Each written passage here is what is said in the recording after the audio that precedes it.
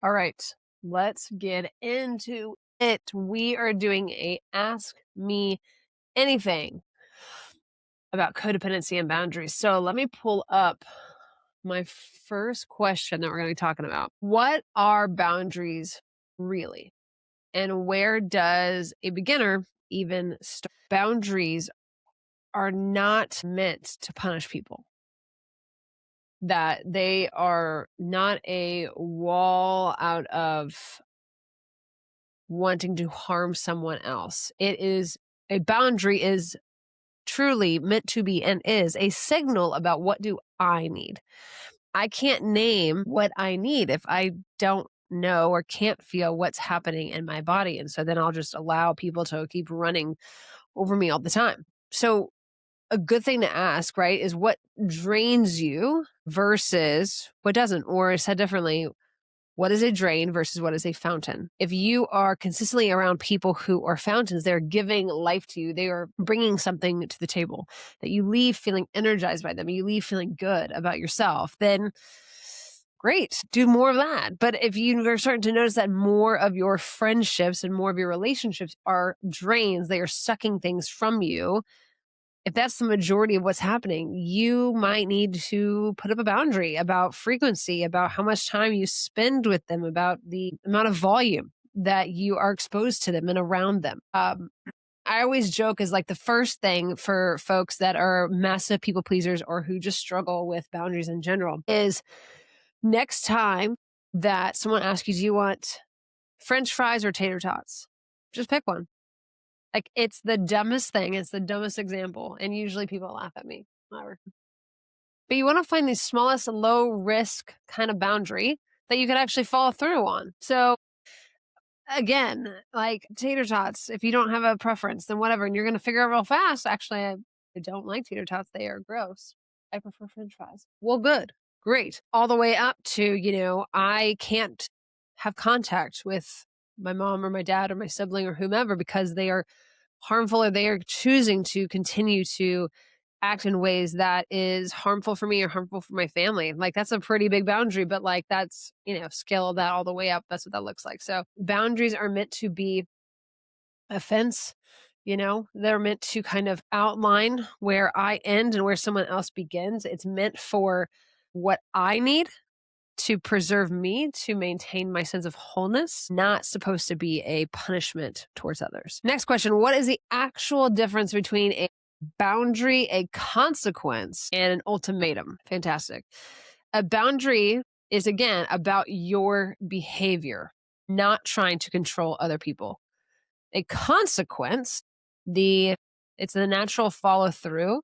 It must be something that you actually do, that you actually deliver on. Meaning, hey, if, you know, you cross this boundary, I am going to have to not attend your wedding. Well, don't just say that. If they cross that boundary, then you are not going to be attending that wedding. It's the same thing that we do in parenting, right? Of, natural kind of consequences are my favorite because it's like, yeah, that sucks. But also like, that's what it is, like, sorry. If I remember one time I was working on a foster care and this one kiddo just had such a hard time going potty, particularly number two in the toilet. And finally his foster mom was like, you know what? I'm tired of scrubbing on his undies with junk in them. Like, no, I'm not doing that. And so a natural consequence was, hey, cool. If you're going to poop in your pants, you are going to have to clean your pants. And that was a natural consequence. She followed through on it. And shockingly, not shockingly, he started going in the toilet. Bless. So that's the consequence. It's a natural follow through. An ultimatum is coercive. It really ends up coming from a place of, more often than not, fear, resentment. Often doesn't stick.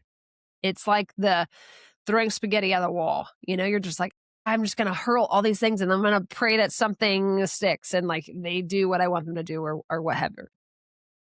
A simple kind of tool that I give to folks is like, hey, when X happens, I need Y.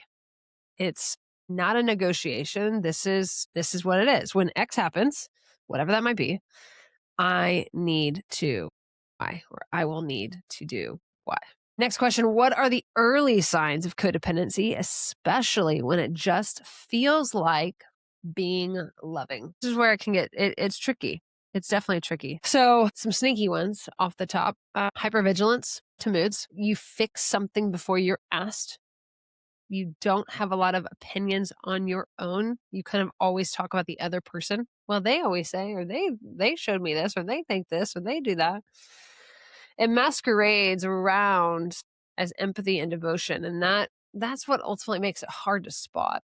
This question I think though is helpful of like, is or does your okayness depend on their okayness? So in my kind of first experience with codependency with a friend in college, one of my like early signs looking back, I didn't see it then. Thus the codependent nature, but looking back was like, wow, anytime they were dysregulated or distressed or upset, it really just like jacked with me. Like it was hard for me to feel happy in kind of my own space and in my own world. And that again, that's the starting of a yellow flag, just like, huh. So you're already starting to find some of that enmeshment, some of that intertwining where Olivia's losing her sense of self in this other person because there's so much chaos and so much stuff that I have to get smaller in order to exist in their kind of orbit. But codependency, I know for me, when I was in the throes of it and doing really intensive kind of work around it, I remember walking around my campus in college feeling like I had a scarlet letter on me because small private Christian liberal school, a little liberal art school, not liberal, liberal art school. Everyone kind of knew, and it felt very shameful. And it felt, yeah, I remember, I think I said to some of my best friends at the time, I was like, it feels like I'm wearing a scarlet letter. And I think the thing that I try so hard to reiterate to folks when they come to me for care around codependency, right, is it is not It is not a label. It is not who you are. It is not what you are. It is a pattern of relating. Codependency is a pattern of relating. And so it's understanding, well, how did we get here? Why is that pattern patterning? You know? But yeah, I think to answer the question, what are the early signs of codependency? That hypervigilance to moods, like when they're not okay, I'm suddenly not okay, or it's hard for me to feel like I can exist in my own space as my own person. You're starting to feel it's almost like this compulsion to have to show up, to have to do things, and kind of, yeah, losing yourself inside of their own. It's sneaky. It's sneaky for a reason. Yeah. Why do people stay, and what finally makes leaving stick? This, my dudes, is a loaded question. I would think, let's overgeneralize because that's fun. Why do people stay? Intermittent reinforcement.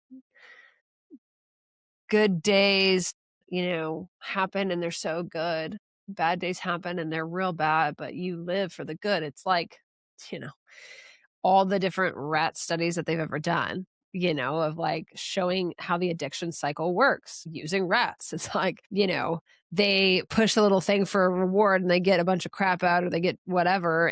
But they're living for the one thing when it's really good, because when it's good, it's so good. It's almost like this high, it's this ecstasy. And this is that flywheel or the loop of addiction, that intermittent reinforcement is really, oh, it's such a mind F. And I think the thing that is really helpful to hear is that the good days are not proof that it's fine or that it will be fine. It's like, well, yeah, that can exist on its own, that your relationship wasn't 100%, 110% bad or toxic or unhelpful or whatever. But it also doesn't mean that the 5% of it being good is the totality of the whole relationship. That both can be true. And I mean, that's just the human experience, is how do I find joy and grief side by side? How do I handle the good and the bad next to one another? I think a lot of times people feel guilty about leaving someone who really needs you. I think that sense of messiah kind of complex, savior kind of complex. I know that I struggled with that early on in college and even throughout at different points in different relationships that were codependent in nature. Almost always there was this element that they needed rescuing or they needed saving. And so I think that it's really hard to unwind because then if I leave, am I a bad person? Who else is going to do it? No one's going to do it like me. This is all the things that are running through people's heads. And then how do you get leaving to finally stick? I think it has to be it's such an internal game. It's such an identity shift. It's not just like the logistics of like, okay, if I leave, I'll have a house, I have a job, I have money, I have a car, I have, whatever, right? But it's a whole identity of recognizing yourself apart from them and recognizing all the patterns that are existing within and knowing that you will always love them and still love them. I think this was a revelation that I had several years ago where I was like, I don't think I'll ever stop loving that friend. And I don't think that that relationship can ever be for me, can ever be something that I can be a part of ever again. Even if they've changed, I've changed because there's always going to be some form of that dynamic from the past that was toxic, that was unhelpful. It's always going to be present. And so it's like I can love them and like bless them and send them on their way and know that like I can never be in a relationship with them because it's not good for me and it's not good for them. That's really freaking hard. That takes a lot of time. But in terms of like leaving a relationship or marriage or whatever it might be, it's like build the life before you leave. Start becoming who you are meant to be, who you are created to be. Now, because if your relationship does not allow you to be you, that you have to shrink in order to fit inside that relationship, that, my friends, is not a relationship. How do you avoid relapsing into codependency in a new healthy relationship? This is one of the $1,000,000 questions that I work with a lot. People are like, I don't want to do that again. How do I make sure I don't do that again? Again, if we're thinking of codependency not as a label, it's not who you are, it is a pattern. So if we can understand more about your unique pattern of why that is showing up and why that is coming up, then we can understand better about some of the like early warning signs that show up. So initially when you are, you're out of a codependent relationship, some time has elapsed, you're doing some work, healing, growing, blah, blah, blah, blah, blah. Entering into or having healthy relationships, friendships, what have you, can feel wrong because they feel so unfamiliar. It's disorienting. And so a lot of times with codependency, we are drawn to, it's like almost like this magnetic force field of like someone who's needy and more dependent in nature, that they need rescuing, they need me, they make me feel amazing, they gas me up and da da da da da da, and it's chaos. And so when we have the opposite of that, when we have a friendship where they're their own person and there's more interdependence and it's beautiful and we can come together and I feel loved, I feel seen, I feel known, I feel da da da da. And at the end of the day, we're two separate people doing our own things and going about our own lives. That can feel wrong. It can feel like something is wrong with me, something is wrong with the friendship or the relationship when it's just that it's a new normal and you're getting used to that, especially when you've habituated yourself and your nervous system on chaos.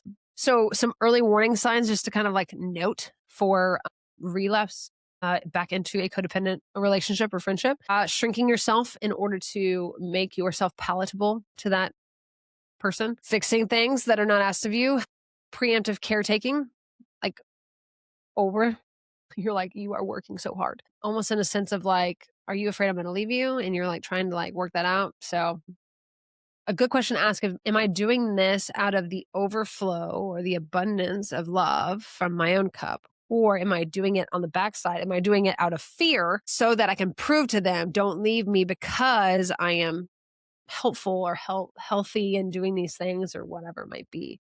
So am I doing it out of love or am I doing it out of fear? Recovery, like anything, is not a linear path. The goal is earlier awareness, not perfection. So I think about, let's say prior to coming into therapy, you'd fall into these codependent friendships or relationships like all the time. You go to therapy, you start identifying those things, you get out, you have some space, let it breathe, understand the patterns, understand the warning signs or whatever. It's not that you're never going to fall back into a codependent friendship or relationship, but hopefully the longer of the time horizon that you exist on the arc of your life, hopefully the time at which you find yourself starting to get into a codependent friendship or relationship versus when you start recognizing that and to change that gap gets smaller and smaller and smaller and smaller with time. That's what we're going for. It's not all or nothing. It's not black or white, but that's the goal, and that's the markers of growth. One of. Does working on codependency sometimes break the relationship? And how do you tell growth from incompatibility? Yeah, sometimes it does. And in general, it's not just working on codependency can break the relationship, but it's also growth disrupts the system. Like think about you and a friend or you and your partner in a type of system, right? When you do this, they do this. And so you guys learn to move in this kind of manner. When one or both goes to therapy and one person starts to change, right? So like if you guys are existing like this, like in a circle, it's easier to see. You guys are existing in a circle and then one person starts to do therapy, starts questioning some things, starts changing. Well, then all of a sudden it's no longer a circle. It's some other shape. And then enough time over that, then it becomes a square, meaning your partner or friend has to learn how to engage with you differently. And that's going to require them to shift and to change and to move. And sometimes they don't like it.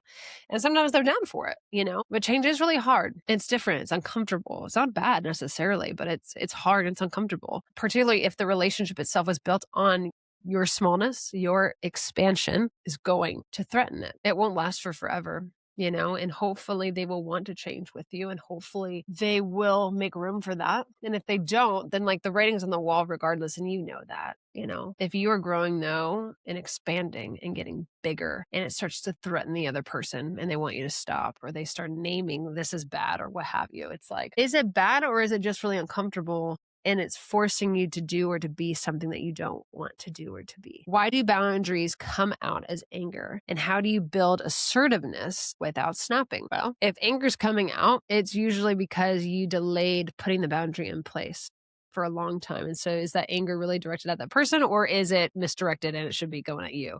It's like, what didn't get said quietly comes out loudly. Anger is a secondary emotion to pain, fear, or hurt. So the bigger the anger, the bigger emotion behind the anger, usually pain, right? And so if someone's coming out saying these boundaries in such a huge, intense way, it's like, wow, okay, why did they feel like they needed to say that so intensely?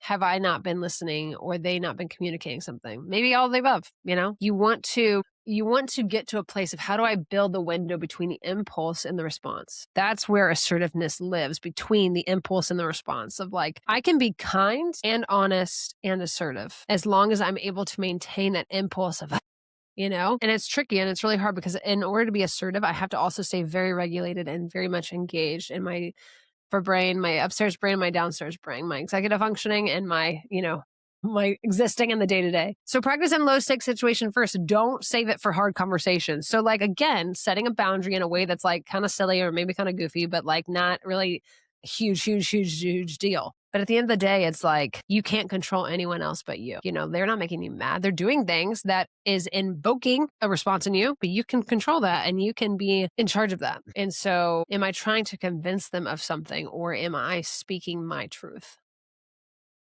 It's a good question. How do you handle a partner who can't set limits with their family and it's undermining your relationship? It's usually rarely about the in-laws. It's usually about your partner's differentiation from their family system.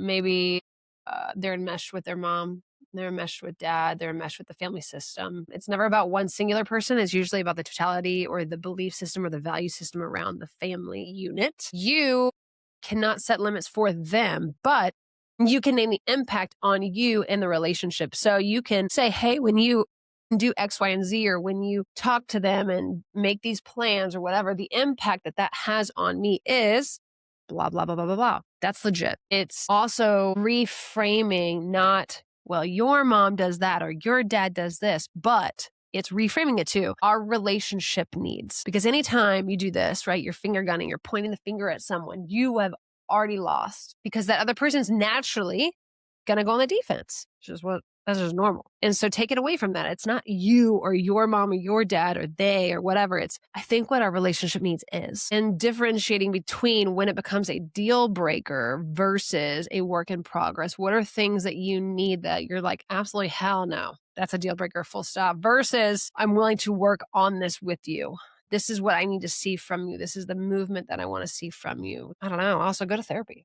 This question, grieving a toxic family system, plus when is no contact the only answer? This is coming up a lot, not just in my, kind of clinical work, but I'm seeing it so much on the Reddits, on the Instagrams, and the TikTok, like everywhere. I think grief lies so often in the reality of what your family gave you and the reality of what it was versus the type of family or the parents or the system that you actually needed, we can't change the past. No one's talking about changing the past, but recognizing the reality of what did occur and what you actually needed, that gap, that's where grief is. It's weird too, right? It's like, how do I grieve someone who's still alive? The relationship is gone. Maybe it's fundamentally changed, but they're still alive. They're still walking around out here in the world. And to me, it's like they are dead. It sucks. It's really hard. I think going no contact doesn't mean you hate them. It's what you need to heal. And I think that looks different for everyone. And I think that judging someone for, oh, I can't believe they went no contact or right, whatever. It's like, it's less about like judging and like throwing rocks or trying to understand a situation that you have no business understanding when there's so many other dynamics. It's like people don't go, I'm sure some people do. Majority of people do not go no contact because over one singular event. Might have been a singular event that broke the straw on the camel's back kind of thing, but like it's a compounding effect. And you can't heal someone else. You can't change them. And so like usually the work lies in how do I work myself out? What do I need to feel more like myself? I think it's a spectrum, right? You have full no contact, you have limited contact, structured contact, how to choose where you're at in that. You can love someone and still protect yourself from them. Something being a closed door versus a locked door. Or in my case, I think about like when my home was getting redone, we took out a wall or took out a door and they like mudded over. I mean, you literally like delete, like gone. Like there's a difference between removing the door and closing it up, and there's no door there ever again versus a locked door versus a closed door. And I think it's helpful to kind of, parse some of those things out. Again, go to therapy. How do you keep your own emotional experience when your partner's bad day bleeds into yours? This is a good one. Doesn't hit home at all. What's actually happening here? It's like you have the emotional contagion. So like the anger, the anxiety, the whatever, versus having an empathetic response or feeling empathy for them versus the enmeshment. Like I feel it all, they're all so different. And so I think it's helpful to figure out, am I feeling that, energy exchange from my partner? Maybe, maybe not. Am I having empathy for them of like, God, it really sucks. One is like out here, like sympathy, right? Like, oh, gross. Another one's empathy, moving closer and staying next to me. Like, I'm so sorry you're going through this. And then the enmeshment's like getting in their lap and being like, we're the same, like it's figuring out where are you, right? Fixers and anxiously attached folks are usually pretty porous, meaning things get into them. They feel the energy exchange. Highly sensitives, I would throw those in too. Those folks tend to feel things on a much deeper level. Not right or wrong, it's just a reality. It's hardwired in. So I think a good grounding question to begin with is whose feeling is this and whose job is it to fix it? You can be with someone's pain without absorbing it or it becoming yours. Think about it like a backpack. Right? I've got my backpack. I've got my own stuff, my own feelings, my own whatevers. And you have your backpack with your own stuff, your stories and your feelings and everything else. We come together. I might be like, this thing's really hard. And you pull yours out and you're like, yeah, I feel that. I have one too. It sucks. Or we lay it down, right? Work it out, whatever. Versus dumping it on the table and being like, I want to deal with that. And then the other person, usually a people pleaser, fixer, anxiously attached, is like, okay, I'll take it. I will be the martyr. And then they put on their back like Pilgrim's Progress and they're just boop, boop, boop, boop. And then, down the line, it becomes resentment and they get pissed off and, you know how that story goes. So whose feeling is this and whose job is it to fix it? You can say things like, I see you're having a really bad day. I love you, but I also have to take care of my own energy today. And so I can't really fully show up for you. That's legit. It sucks, but like, be honest. And other days you'll be able to hold that space and hold that container. And so it's really a matter of how to become like a sturdy container for my partner and for my friends. And also you can't be sturdy for forever. And there's going to be times where you let people down. And like, okay, that's okay. Yeah. Okay, cool. Those are all the questions that we've got. We've got got through a lot. I'll let you guys know when we do the next one, and you can send in your questions. I think the next one I'm going to do will be more around trauma bonding, relationship types of things, trauma issues. But as always, holler at your girl. Let me know what you guys are thinking, what you guys are questioning, and all the good things of that. Give me a follow over on Instagram, Olivia Pelt. And thank you guys so much. I really appreciate you guys, and I love doing this. It's really fun for me, and I hope it's helpful for you. See you soon.